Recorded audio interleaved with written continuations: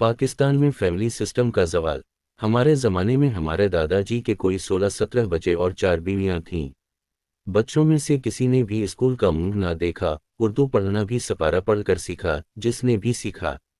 बच्चे सर उठाते तो फसलों और खेतों में धकेल दिए जाते। जो गाय दूसरे गांव से जफ्ती करा लाता वो प्राइमरी पास कर लेता, जो हिल की हथी पकड़ लेता वो मैट्रिक पास कर लेता, जो किसी मिल में मुलाजिम हो जाता वो मास्टर ऑफ आर्ट्स कर लेता। यूं वालिदैन का खर्चा कुछ नहीं था, मुनाफा था। लिहाजा वालिदैन कभी फ्रस्ट्रेशन का शिकार होकर बच्चों की मां पहनेक नहीं करते थे। रावी चैन लिखता था, बच्चे की मूंछी भैगती या मस्जिद फूटते तो उसी हवेली में से एक कड़ी पकड़कर इसके साथ बिया दी जाती और चारपाई और पानी की बाल्टी छत पर चढ़ा दी जाती। शादियां उमूमन 18 साल का लड़का और 16 साल की लड़की के हिसाब से होती थीं। सारे देहात का तकरीबन यही रिवाज था। वालिदैन भी सिखी थे। बच्चे एक मुंह और 2 हाथ लेकर आते थे। बच्चे 10 भी हों तो मूंगफली भी चुनकर लाते तो भी अपनी अपनी इस दिन की रोटी खुद कमाकर शाम को घर आ जाते थे। ना जेवर बकता था, ना एजेंटों का धोखा था, ना नादरा के धक्के थे, ना वालिदैन के कौसने थे और ना औलाद का डेपरेशन था। सालों में भी कोई मुआशी खुदकुशी नहीं होती थी।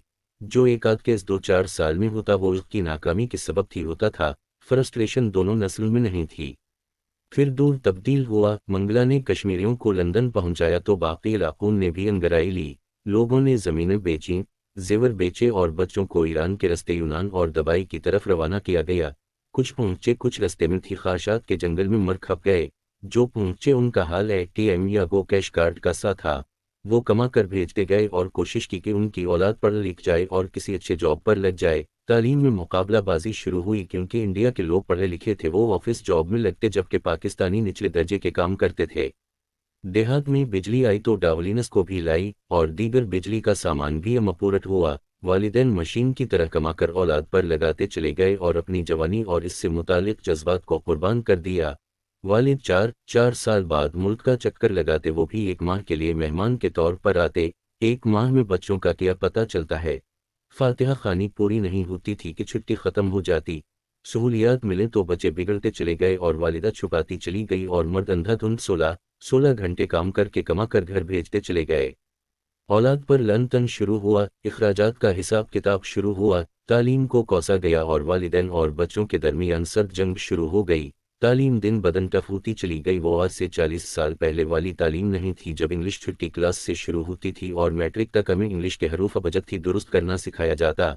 माई best friend, my father, hungry fox और थरसिटी करो पर मैट्रिक हो जाती थी। अब इंग्लिश कच्ची यानी के जीवन से थी शुरू हो जाती है। बस्ते बड़े होते गए और रिश्ते छोटे होते चले गए। सारी रात पढ़कर भी बच्चा पास ना हो तो भी घर में इस कदर जलील किया जाता। इसको लटरली माँ बहन से गालियां दी जाती। मार इस कदर शदीद के पड़ोसी आकर छड़ाएं तो छड़ाएं, माँ भी करीब जाने की हिम्मत ना करे। यूं वालिदैन और औलाद के दरमियान नफरत की नादीदा मगर महसूस दीवार बनना शुरू हुई। रेजिलिट के दिनों में नहर के पलों पर पुलिस पहरा लग जाता है क्योंकि नाकाम होने वाले बच्चे रेजिलिट सुनकर घर जाने की बजाय कब्र में जाने को तरजीह देते हैं। वालिदैन अपनी जगह अखराजात के गोशवारे दिखाते फिरते हैं और बच्चा अपने जिस्म पर पड़े नील के निशान दिखाता फिरता है। यानी कि इस तालीम की बजाय, उन अखराजात की बजाय कुछ भी ना होता तो वालिदैन और औलाद का ताल्लुक तो कायम रहता। जब हर लम्हा इन अखराजात को कोसा जाता रहे तो वो नासूर बिन जाते हैं। एक औरत बैरून मुल्क से आई तो गांव की एक गरीब औरत के लिए एक सूट लेकर आई और इसको कहा कि आप ये सुला कर पहन लें।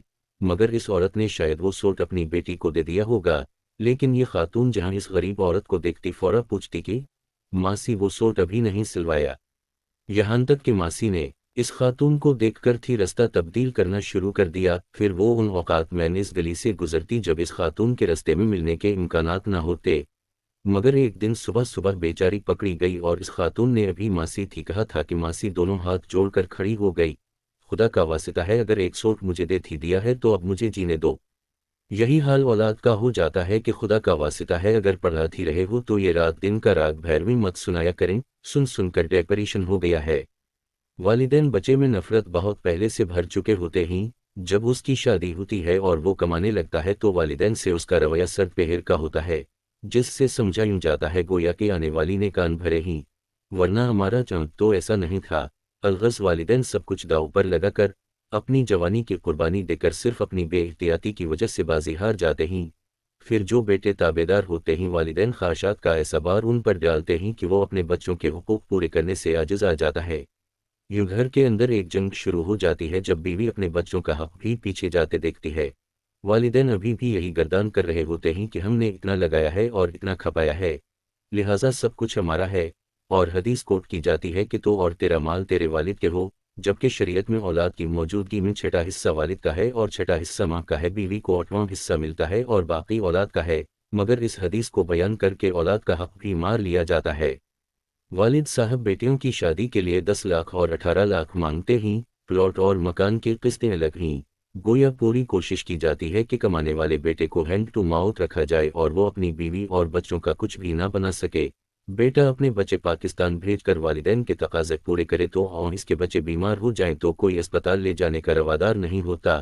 بیٹا پیارا ہے اور اس کی بیوی اور اولاد سے دشمنی ہے، بیٹا ذہنی مریض بن جاتا ہے، والدین اس کا پاکستان ہی اور اولاد اس کی ہندوستان بنا دی جاتی ہے، جن کی خدمت کر کے وہ والدین کا غدار قرار پاتا ہے۔ پاکستان جاتا ہے تو گھریلو سیاست سے ماحول کو آلودہ کر دیا جاتا ہے، اس وقت جب کھانا لگ چکا ہے، بچے بیٹھے ہوئے ہیں کہ بہن یا بھانجی کا فون آ جائے گا کہ کھانا ہمارے ساتھ کھانا ہے، اور وہ بھی سب کچھ لگایا بچوں کے سامنے پڑا رہ جاتا ہے اور وہ بھانجیوں کے ساتھ کھانے چلا جاتا ہے۔ بیوی اپنا سامان لے کر رہ جاتی ہے اور بہن بھائی کو گھر بلا کر بغلے بجا رہی ہوتی ہے، اور اس جگہ کو اس سیاست کی کوئی سمجھ نہیں لگتی۔ اس اولاد میں بھی پھوپھو اور چاچوں اور دادا دادی کے خلاف نفرت بھرتی چلی جاتی ہے، جو عموماً یہ سمجھا جاتا ہے کہ ان کی منہ بھرتی ہے، جبکہ اصل میں باپ اور ددیل کا رویہ ان میں زر بھرتا ہے۔ اب جب باری آتی ہے رشتے ناتوں کی تو پھر ایک دوسرے کے یہاں رشتے کرنے کا امکان ختم ہو چکا ہوتا ہے، اور دونوں فریق رشتے بار ڈھونڈتے پھرتے ہیں۔ دادا دادی اپنی تھی اولاد کو ایک دوسرے کا قدر دشمن بنا دیتے ہیں اپنی سیاست کی وجہ سے کہ مزید رشتہ داری ممکن تھی نہیں رہتی۔ ہر فریق دوسرے سے بدکتا ہے کہ یہ میری بیٹی سے بدلے لے گا، اور ایک فریق کہتا ہے کہ انہوں نے پہلے میرا شوہر گلائے رکھا تھا، اب میں بیٹا ان کو کیسے سونپ دوں۔ الغرض پاکستان میں برادری سسٹم صرف شناختی کارڈ میں باقی ہے، عملی طور پر اپنا وجود کھو چکا ہے، کوئی مانے یا نہ مانے حقیقت یہی ہے۔ قاری حنیف ڈار بقلم خود